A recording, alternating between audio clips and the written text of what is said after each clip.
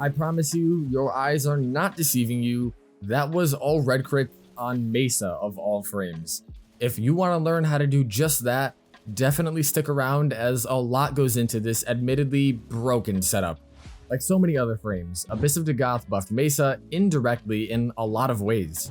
A few months back, I covered her and the unique tech she has with Secondary Outburst, which at the time granted her a critical damage bonus when combined with the Ceramic Dagger Incarnate for free pretty much. Apparently, this wasn't strong enough, and in Abyss, DE buffed Outburst, now granting critical damage and chance at 20% per combo count rather than 12%, and also doubled its duration from 15 to 30 seconds. As far as Mesa goes, this was already a fairly solid buff, but it doesn't end there. The companion changes, and specifically 4 of the new bond mods all combined to grant us a Mesa that cannot be stopped. Mesa's bread and butter is her 4th ability, Peacemakers, giving her usage of her dual pistols, the Regulators. Before covering the critical chance shenanigans we have going on here, I think it's important to explain how their damage scales, as it is quite unique. The ability itself applies a damage multiplier of 1.5x at base to Regulators, twice within its equation.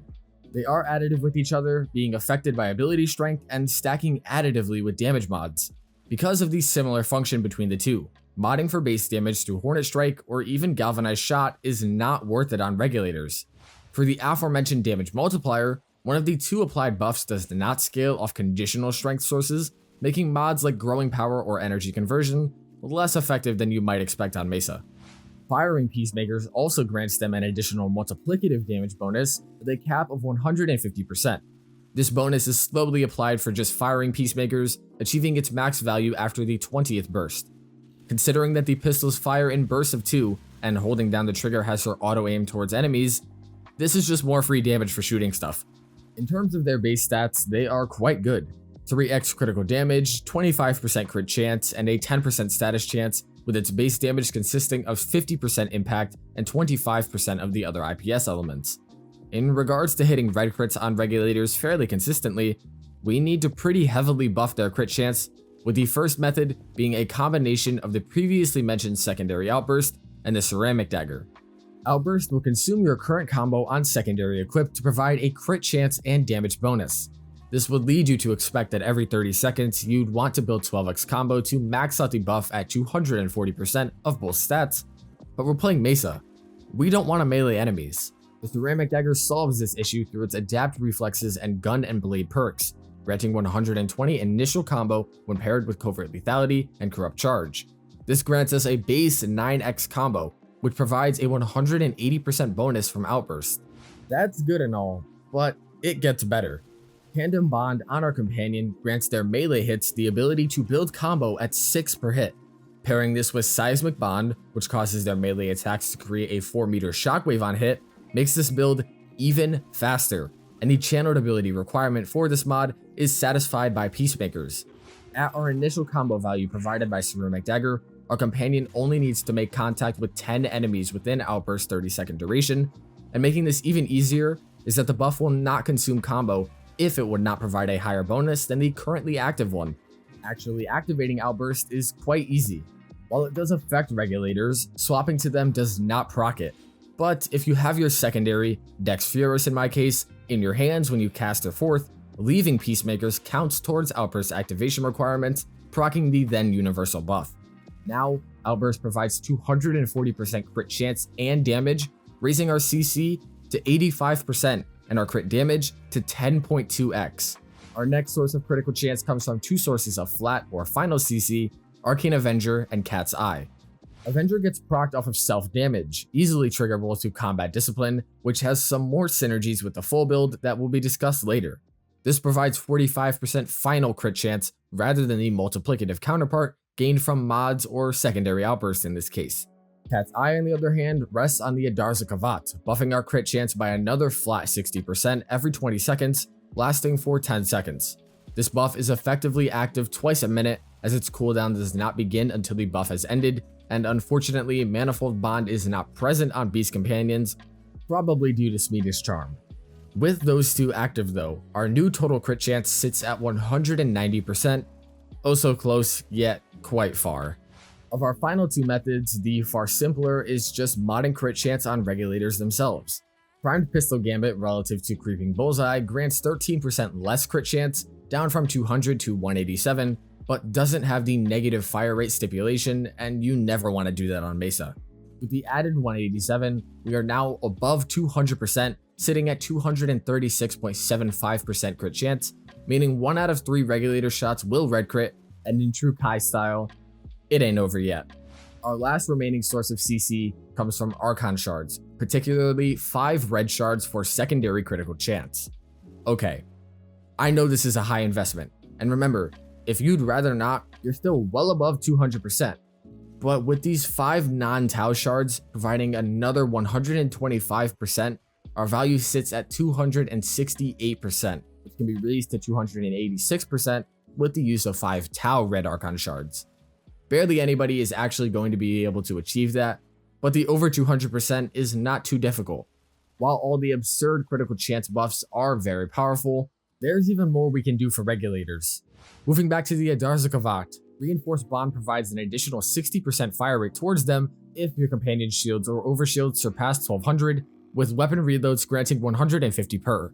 To get around the annoying reload requirement, using any high fire rate and high magazine secondary, specifically the Dex Furis, allows you to burst through the entire magazine with eject, then passively reloading the mag, counting towards reinforced and topping the 1200 shields benchmark if used alongside the calculated redirection mod.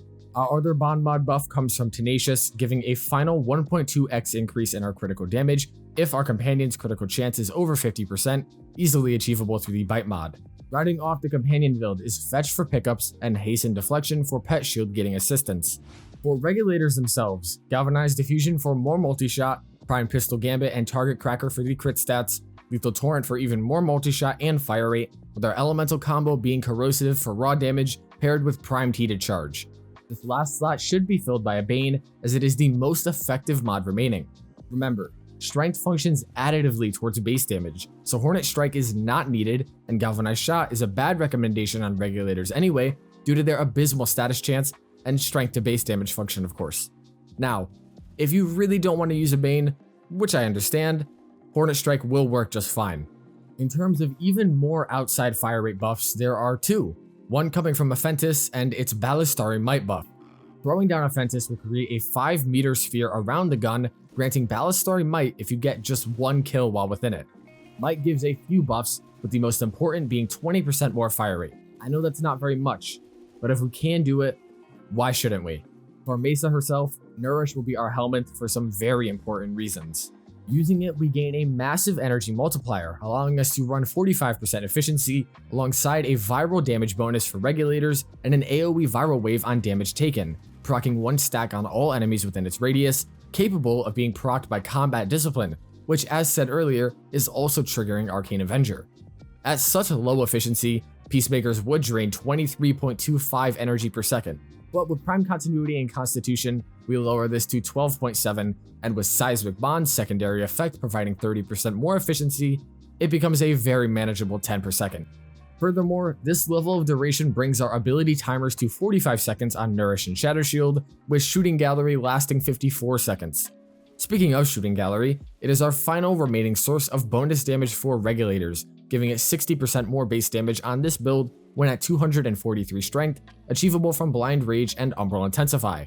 At this value, Nourish will give you 184% more viral damage, increase the energy multiplier to 3.43x, and increase Peacemaker's multiplier to 3.64x, which remember, is applied twice within its damage equation. Adaptation pairs with Shadow Shield's 95% DR to make Mesa all but invincible, as if enemies even have time to shoot her honestly. Equilibrium and Primed Flow combine to manage the energy drains this build does have, with Nourish's multiplier affecting the health orb to energy conversion that simultaneously refills Mesa's lost health from combat discipline. The slight increase in range to 145 benefits both Nourish's AoE viral wave, yet again increasing damage, and Shooting Gallery's incredibly strong crowd control. Finally, Prime Sure-Footed, because staying off your butt is a huge DP. Wait, sorry, wrong channel. Arcane-wise, Avenger, of course, and Velocity for another 120% fire rate on regulators. If we accumulate all these fire rate buffs together, we're firing at 68 rounds per second. Damn.